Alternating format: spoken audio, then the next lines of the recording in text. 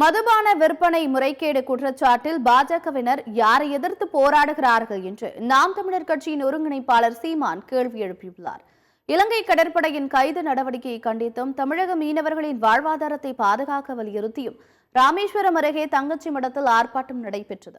இதில் பங்கேற்ற பின்னர் செய்தியாளர்களை சந்தித்த சீமான் ஒரே வழக்கில் அமலாக்கத்துறையின் நடவடிக்கை வெவ்வேறாக இருப்பதாக குறிப்பிட்டுள்ளார். மதுபான விற்பனையில் முறைகேடு தொடர்பாக தமிழக பாஜகவினர் யாரை எதிர்த்து போராட்டம் நடத்துகிறார்கள் என்றும் சீமான் கேள்வி எழுப்பியுள்ளார். தலைவர்கள் ஊழல் 1000 கோடி போராடினீங்க, யாரை எதிர்த்து போராடினீங்க? நடவடிக்கை யாருக்கு கோரிக்கை வச்சு போராடினீங்க? நடவடிக்கை எடுன்னு இப்ப நான் சொல்றேன், எங்க ஐயா மோடி போறாங்க, நாட்டின் பிரதம அமைச்சர், தயவு செய்து எங்க மீனவ மக்களின் வாழ்வினை பாதுகாக்க பேசுங்க அப்படின்னு ஒரு கோரிக்கை.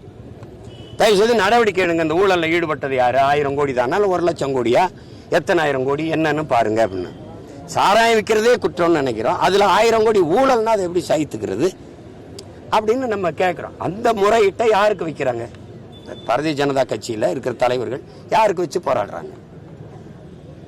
சரி, போராடினாங்க, அவங்களை எதுக்கு கைது பண்ணி கொண்டு அடைக்கணும்? போராடிட்டா விட்டா மாலையில கலைஞ்சு போயிட போறாங்க. இது ஏன்னா நாடக ஆசிரியர் தான் இதுக்கு, நாடக ஆசிரியர் முதலமைச்சரானார், இப்ப அவர் மகன் முதலமைச்சரா இருக்கார். அப்ப அதே நாடகம் தொடர்ந்து அரங்கேறிக்கிட்டு இருக்குது. அவ்வளவு சைத்துக்கிற வேண்டியதான், வேற என்ன சொல்லுங்க.